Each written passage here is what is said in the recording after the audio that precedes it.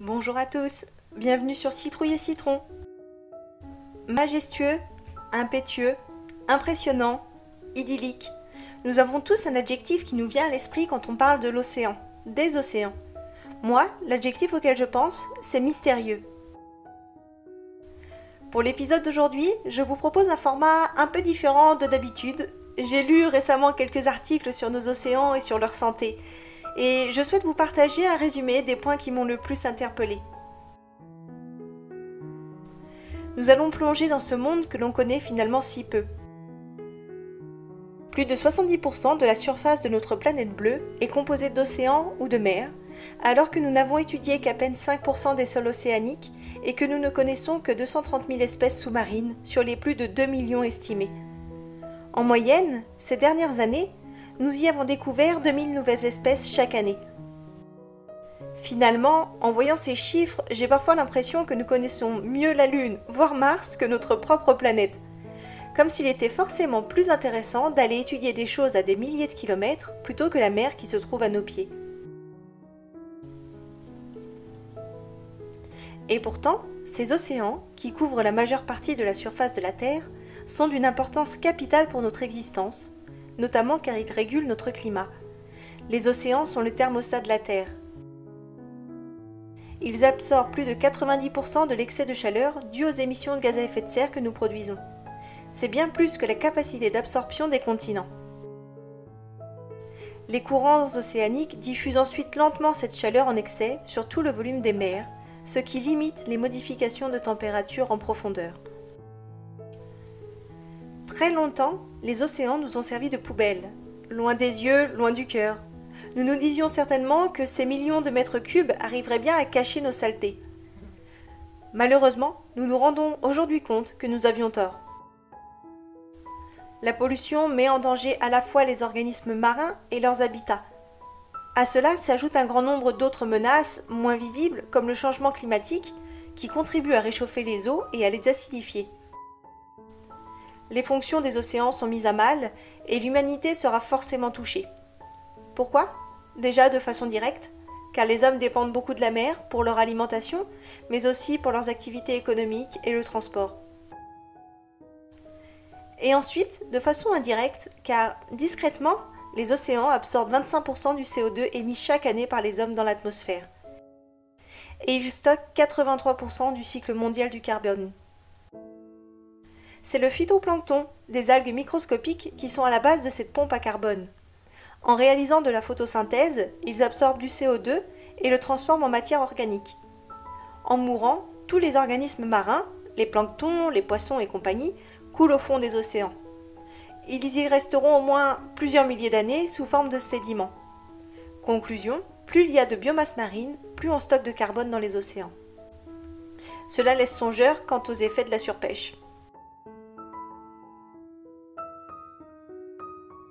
À elles seules, ces algues microscopiques réalisent la moitié de toute la production de matière organique de notre planète.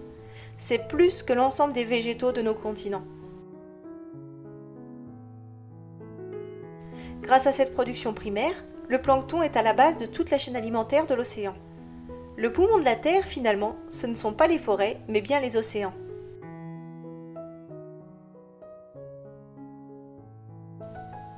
Élément inquiétant, nous ne savons pas si nos activités humaines ont des répercussions sur les planctons.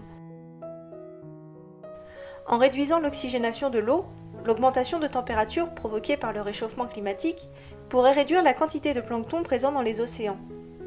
Par conséquent, les scientifiques ne savent pas, actuellement, quelle est la véritable capacité de stockage de carbone dans les océans. Les océans doivent devenir un véritable défi politique. Depuis la COP21, les gouvernements commencent à se rendre compte de la place primordiale qu'ils occupent. Les politiques ne peuvent plus être locales comme elles l'étaient jusqu'à présent. Les océans sont une problématique, mais également une solution planétaire. Il faut donc une approche globale, partagée internationalement. Si le concept même d'océan peut paraître trop vaste ou trop abstrait, le constat est quant à lui concret. Comme le dit Sabrina Speisz, professeure d'océanographie à l'Institut Pierre-Simon Laplace, notre planète n'a pas de ressources infinies. En altérant de manière rapide des équilibres naturels qui ont mis des millions d'années à se former, par des activités comme celle de l'homme en un siècle, la mer n'est pas capable de revenir, par ses propres processus, à un équilibre aussi rapidement. Le tout dans un monde où la croissance démographique est vertigineuse. Un océan en bonne santé, c'est un climat préservé, car oui, l'océan fait partie des solutions pour limiter le changement climatique.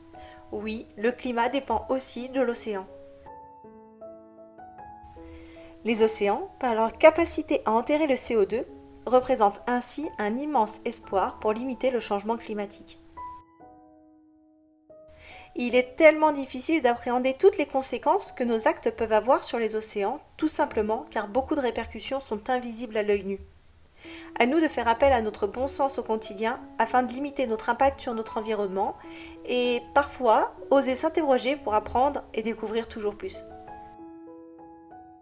Pour l'anecdote, lors de nos vacances à la mer, j'ai été étonnée de ne pas trouver beaucoup d'algues sur les plages.